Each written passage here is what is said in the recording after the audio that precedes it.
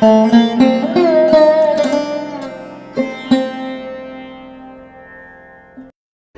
श्री कृष्णा। प्रिय कुंभ राशि के दर्शकों, आगे आने वाले महीने आपके अगस्त, सितंबर, अक्टूबर, नवंबर, दिसंबर, ये 5 महीने आपके कैसे रहेंगे। 4 ग्रह आपके जीवन को बदलने वाले हैं। कौन कौन से?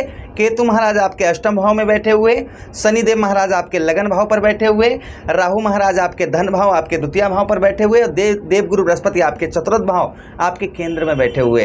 इन ग्रहों का प्रभाव इन 5 महीनों में क्या होगा, इस बात की हम चर्चा करेंगे। जैसे हमने इनकी डिग्रियों का जोड़ निकाला कि इनकी जैसे इनकी डिग्रियां परिवर्तन होंगी, वैसे इनका फल देने की क्षमता जो है वह कम ज़्यादा देखी जाएगी। जैसे राहु और केतु महाराज हो गए, इनको लगभग 11 महीने पूरे हो गए, तो अशुभ प्रभाव इनका कम पड़ेगा। अब जो आपके जीवन पर अशुभ प्रभाव है वह इनका कम पड़ेगा। शनिदेव महाराज लगन भाव में बैठे हुए, शश नामक योग बनाए बैठे हुए, उसका समय आ चुका है, समझिए आप।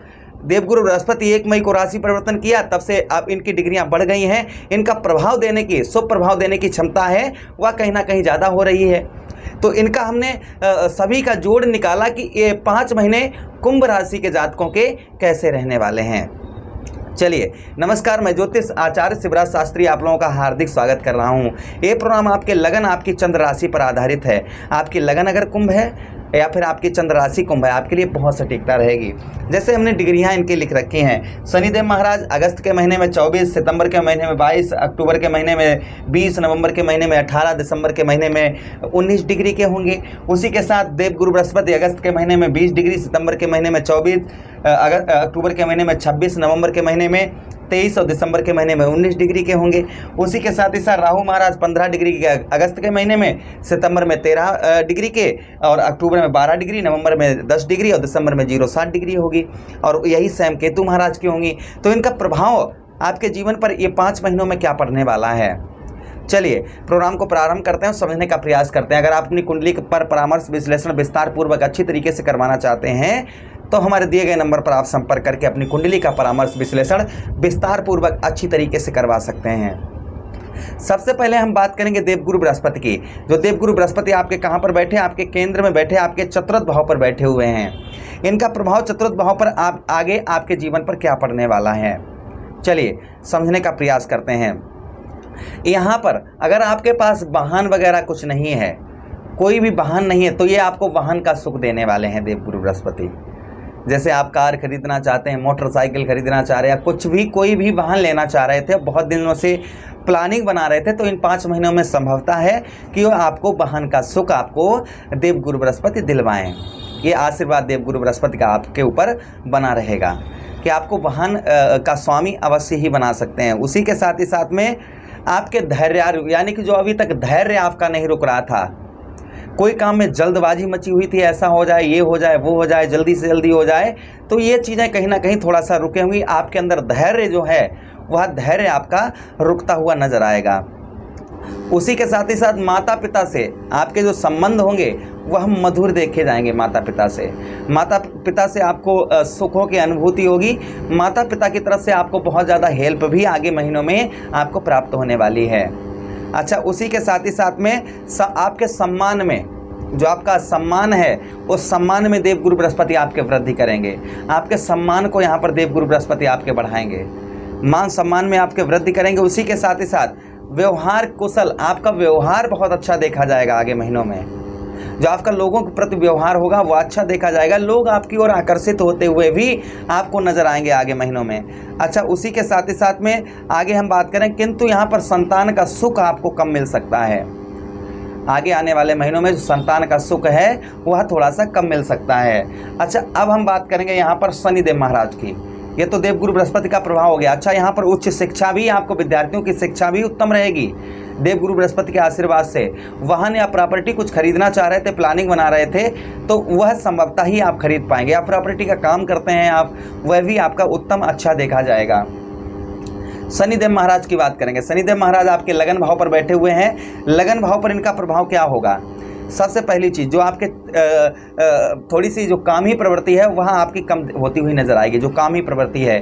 उसी के साथ ही साथ में जो दरिद्रता बनी हुई है, दरिद्रता यानी कि आपके पास कुछ सब कुछ था और आज की डेट में कुछ नहीं है, तो आपको इनका आशीर्वाद प्राप्त शनिदेव महाराज का होगा, तो बहुत सारी चीज़ें आपके पास में पुनः आना प्रारंभ हो जाएंगी।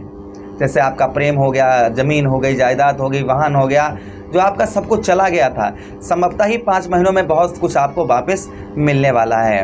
अच्छा, उसी के साथ ही साथ आगे हम बात करते हैं कि यहाँ पर धन में शनिदेव महाराज आपके धन में भी यहाँ पर बढ़ोतरी करेंगे। जो आपका धन है उस धन में भी आपके शनिदेव महाराज यहाँ पर आपके वृद्धि करेंगे। अच्छा, उसी के साथ ही साथ आगे हम बात करते हैं कि आपके मान सम्मान में शनिदेव महाराज भी, क्योंकि शस्य नामक योग जो है आपके लगन भाव पर बनाए हुए हैं, तो आपके मान सम्मान में भी आगे आपके वृद्धि यहाँ पर शनिदेव महाराज करेंगे। अच्छा, अब हम बात करेंगे यहाँ पर राहु महाराज की, क्योंकि सबसे अशुभ प्रभाव राहु महाराज का कुंभ राशि पर पड़ रहा है। क्या पड़ रहा है? धन का नाश हो रहा है। धन तो आ रहा है, लेकिन धन कहीं भी अच्छी जगह उपयोग नहीं हो पा रहा है, और एक हाथ से आ रहा है तो दूसरे हाथ से जाने में देर नहीं लग रही है। यानी कि धन की हानि जो है कुंभ राशि के जातकों की बहुत ज़्यादा हो रही है। अच्छा, उसी के साथ ही साथ यहाँ पर राहु महाराज आपके क्या कर रहे हैं? वाणी दोष लगा रहे हैं। आप कितना भी अच्छा किसी से बोलें, बतलाएं, किंतु आपकी प्रशंसा नहीं हो पा रही होगी। लोग आपके वाणी दोष लगा हुआ होगा।